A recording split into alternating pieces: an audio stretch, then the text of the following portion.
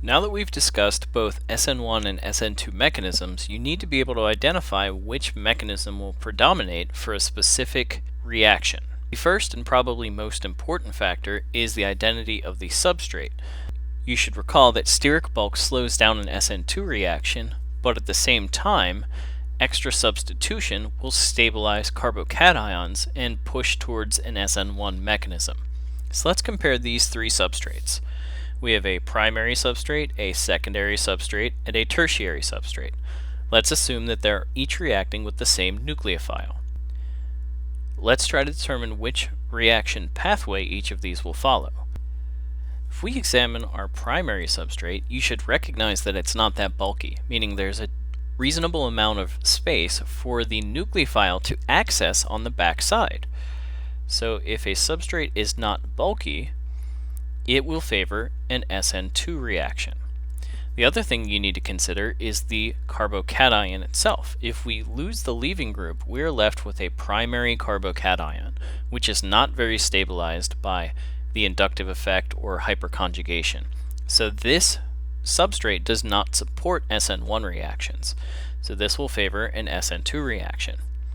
If we look at our secondary substrate, it's a little bit more bulky, so it will be slower for SN2.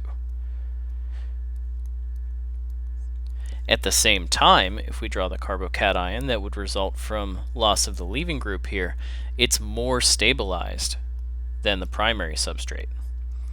So in the case of a secondary substrate, we actually have a competition between SN2 and SN1. So a secondary substrate can undergo either an SN2 or an SN1 reaction. If we look at our tertiary substrate, it's very bulky, so there will be no SN2. But at the same time, if we look at our carbocation, it's very well stabilized by hyperconjugation and the inductive effect. So a tertiary substrate will always favor an SN1 reaction. So now the difficulty is in determining, if we look at a secondary substrate, which reaction will predominate, SN2 or SN1. We'll get to that more in a little bit. Let's take a look at some other more uncommon substrates. This is an allylic substrate. An allylic substrate has this double bond with an extra carbon on the end. We also have a benzylic substrate, where we have this aromatic ring and an extra carbon. These are actually equally favored for SN2 or SN1.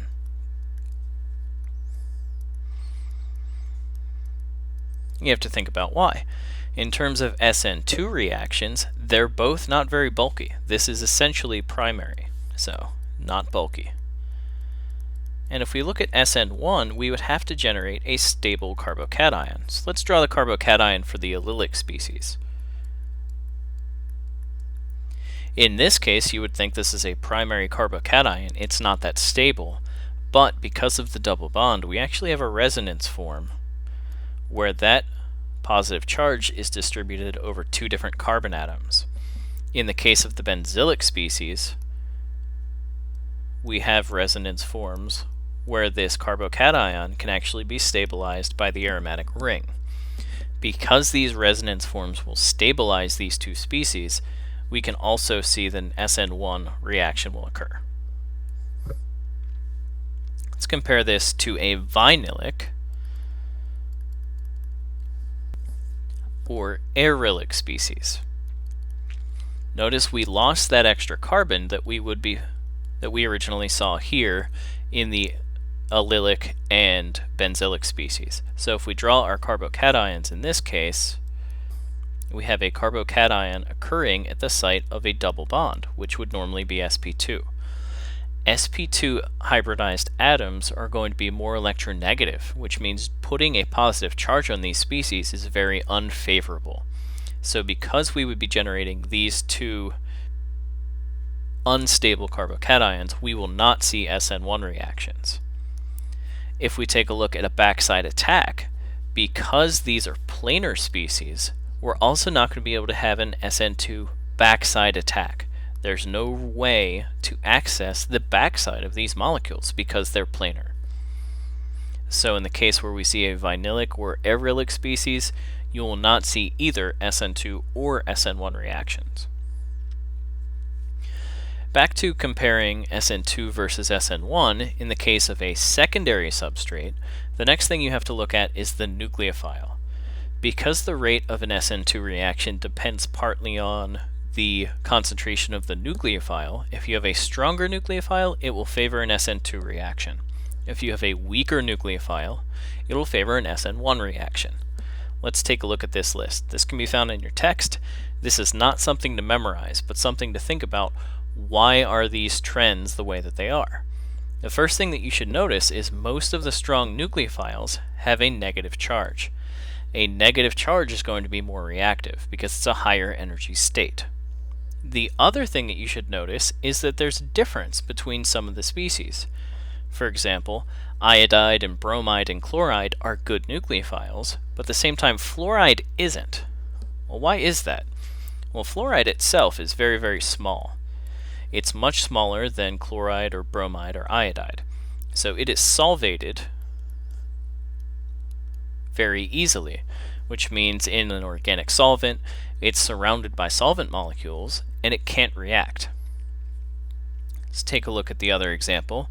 We have a thiol, the H2S, versus water, which is H2O. What's the difference that makes sulfur a better nucleophile than oxygen? Well, sulfur is larger than oxygen.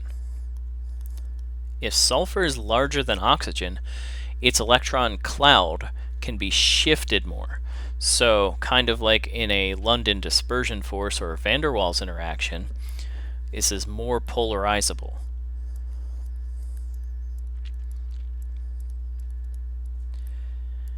If a nucleophile is more polarizable, we will actually see a shift in the electron density, which can make it more nucleophilic. This is actually the same case for iodine is more polarizable than bromine, which is more polarizable than chlorine, which is more polarizable than fluorine. The same trend applies here. Iodine is the largest species. It's more polarizable, so the electron cloud can shift, giving more electron density in one specific area, making it more nucleophilic. Let's compare the leaving group. That's another important component of these reactions. So if we look at our substrate's leaving group, because the leaving group has to come off of the molecule in both SN1 and SN2 reactions, a better leaving group will favor both reactions. So this doesn't really help you to differentiate which mechanism will predominate, but it will help you determine whether or not a reaction will go quickly or not. Good leaving groups are conjugate bases of strong acids because they're more stable. You can refer back to chapter 3 if you're not sure about why a conjugate base might or might not be more stable. But let's take an example. Sulfuric acid, H2SO4. Let's go ahead and draw that molecule. And we're going to go ahead and draw the conjugate base. We'll just remove that one extra proton. So we've got this negative charge on one of the oxygen atoms. Well, what's interesting about sulfuric acid is that it has resonance forms. So this negative charge can be distributed over several different oxygen atoms. Because this resonance comes into play, this would be a very effective leaving group if we put it on a molecule. I'll give you another example. Methane sulfonic acid, which generates a mesylate ion. If we drew methane sulfonic acid, it would look like this. We take off the proton. This is a mesylate ion. Again, just in the case of sulfuric acid, this is stabilized by resonance. Because it's resonance stabilized, it's very stable and it'll be a fantastic leaving group. Toluene sulfonic acid is another organic acid that you can see that's very similar. In this case, we have a toluene, and it's connected to our sulfonic acid, just like our mesylate.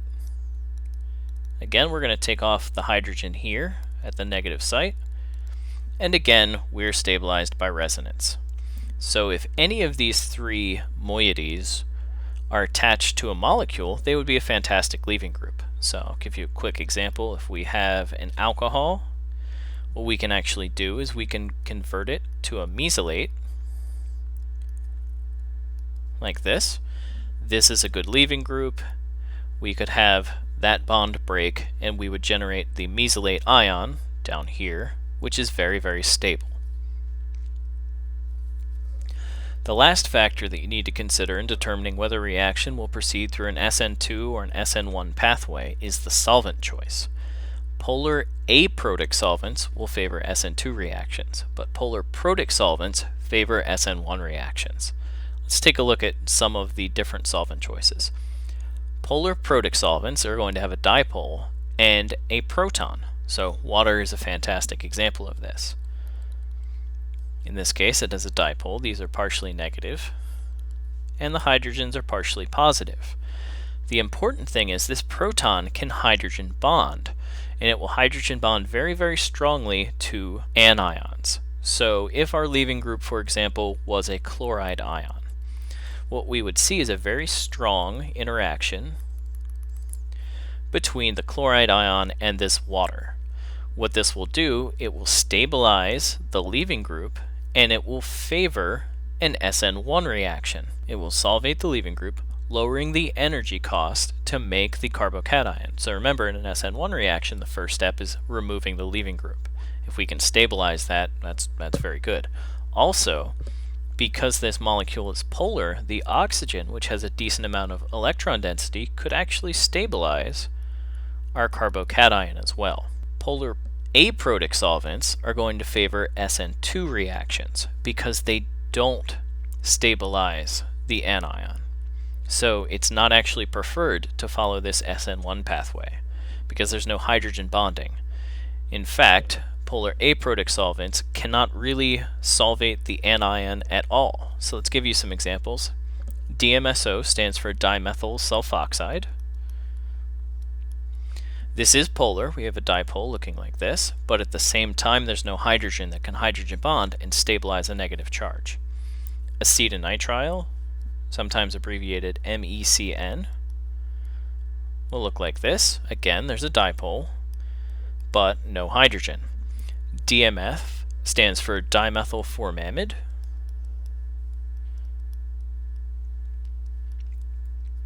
We have a dipole here with the carbonyl group. Even though there's a hydrogen, it's not a hydrogen bonding hydrogen. That would require something like an oxygen or nitrogen bonded to it. HMPA stands for hexamethyl phosphoramide. We draw that one out.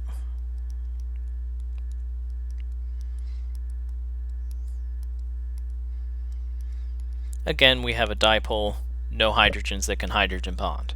And finally, acetone. Acetone has a dipole, no hydrogen bond capacity. So the difference here is that polar aprotic solvents can stabilize a cation because they have these dipoles,